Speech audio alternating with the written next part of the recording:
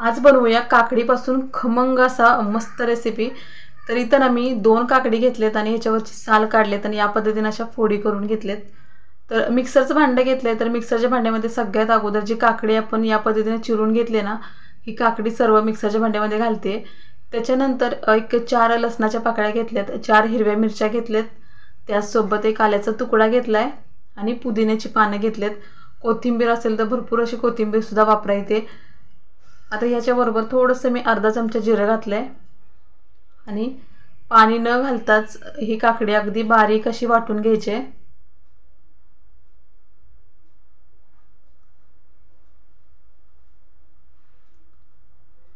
इथे बघू शकता मी अजिबातही पाणी वापरलं नाही। काकडीमध्ये पाणी भरपूर प्रमाणात असतं। तर खूप मस्त अशी याची पेस्ट झाली। काकडी वाटतानाच आपण लसूण मिरची घातली तर ती सुद्धा चांगली अशी वाटली गेली। आता चाळणीमध्ये मी 1.5 वाटी इथं गव्हाचं पीठ घेतलंय। तर गव्हाचं पीठ सगळ्यात अगोदर तर मी चाळून घेते।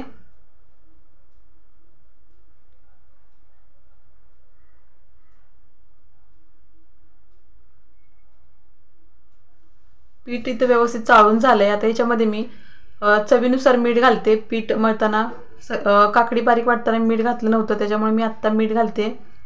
त्यानंतर अगदी चिमूटभर हळद घातले, त्याचसोबत एक पाव चमचा जिरा पावडर घातले, त्यानंतर पाव चमचा मी लाल तिखट घातले। याच्यामध्ये मिरची वापरली त्याच्यामुळे लाल तिखट अगदी कमी घालायचं, मुलं खाणार असतील तर नाही घातलं तरी चालेल। आणि एक अर्धा चमचा भरून पावभाजी मसाला घातलाय।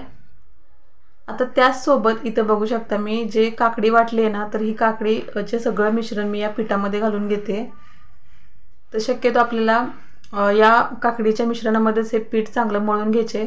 आवश्यकता असेल तर दुसरं पाणी थोडंसं वापरायचं किंवा मग पीठ पातळ झालं तर थोडंसं गव्हाचं पीठ इथं आपण वापरायचं आहे। तर इथं मी पीठ मळून घेते।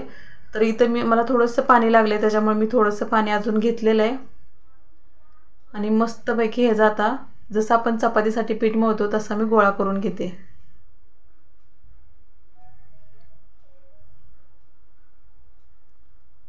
इथे बघू शकता मस्त असं पीठ मळून झालंय। आता पिठावरती मी झाकण घालून एक 10 मिनिटं तरी पीठ भिजायला ठेवणार आहे। तर काय होतं आपण चपाती, पराठा किंवा पुऱ्या काही करतो ना, तेव्हा थोडा वेळ जर पीठ भिजत घातलं ना, तर अगदी चपात्या मऊ लुसलुशीत किंवा पराठे मऊ लुसलुशीत तयार होतात। आता एक 10 मिनिटांनंतर बघा मी एका पोळपाटावर थोडंसं तेल घेतलंय आणि जे पीठ मळून ठेवलंय ते पीठ परत एकदा चांगलं हाताने मळून घेते। पीठ चांगलं मळून झालंय। आता हाताला थोडंसं तेल लावून याचे गोळे करून घेते। तर पिठाचे गोळे करून घेतले, जसे आपल्याला लहान जसे मोठे किंवा छोटे असे पराठे बनवायचे त्या पद्धतीने आपण इथं गोळे बनवून घ्यायचे। तर एक थोडीशी छोटीशी चपाती लाटून घेतली, त्याच्यामध्ये मी असं तेल लावून घेतलंय। व्यवस्थित असं पीठ लावून याचा छानसा असा पराठा करून घेते। तुम्हाला त्रिकोणी आवडत असेल तर तसा करा, चौकोनी आवडत असेल तर तसा करा किंवा गोल आवडत असेल तर गोल करा। इथे बघू शकता मी अगदी गोल पराठे केलेत आणि खूप जास्त पातळ नाही किंवा खूप जास्त जाड ठेवले नाहीत, अगदी मध्यम असे पराठे लाटून घेतलेत।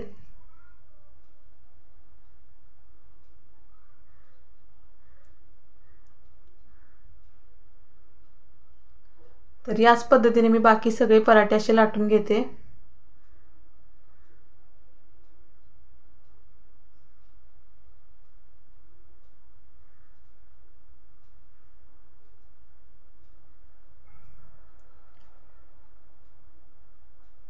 तर इथे मी तवा पण गरम करायला ठेवला होता। तवा चांगला गरम झालाय, गॅस थोडासा कमी केलाय आणि आता तव्यावरती मी थोडंसं तेल घालते। तेलाच्या ऐवजी तर तुम्ही तूप किंवा बटर पण वापरू शकता। त्यानंतर मी इथं जो पराठा लाटून घेतलाय हा पराठा मी तव्यावरती घातलाय। आता एका साईडून चांगला छान असा रंग आल्यानंतर दुसऱ्या बाजूने याला भाजून घ्यायचंय। तर तव्यावरती थोडंसं तेल सोडल्यामुळे ना पराठ्याला रंग खूप मस्त येतो। तर आता दुसऱ्या बाजूने सुद्धा मी इथं पराठा पलटवून घेतला आणि छान असं तेल लावून घेते पराठ्याला आणि मस्त असे गुबगुबीत फुगलेले पराठे तयार होतात।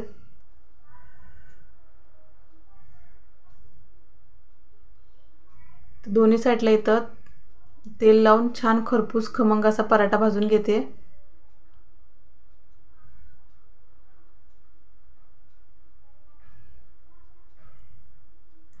इथे बघू शकता पराठ्याला किती मस्त असा रंग आलाय, खमंग असे पराठे भाजले गेलेत. तर अशाच पद्धतीने मी बाकी सर्व पराठे भाजून घेते.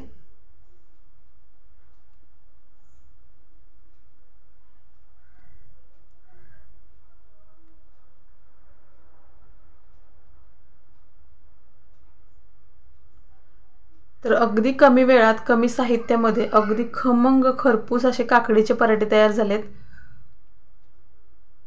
मुलांच्या डब्याला रोज काय द्यायचं किंवा मग आपल्या नाश्त्यासाठी रोज काय बनवायचं किंवा काहीतरी वेगळं जर खायचं असेल तर हे काकडीचे पराठे नक्की करून बघा. तर इथे बघू शकता मस्त असे पराठे खमंग भाजून झालेत. आणि पराठे खायला आपण नुसते कोरडे जरी खाल्ले तरी अगदी चविष्ट लागतात किंवा मग नुसत्या दह्यासोबत किंवा लोणच्यासोबत किंवा लसणाची कोणतीही चटणी असली किंवा मग घरचा कांदा लसूण मसाला थोडंसं तेल टाकून त्यासोबत जरी खाल्ले ना तरी अप्रतिम असे हे पराठे लागतात. तर चहासोबत पण खूप मस्त लागतात.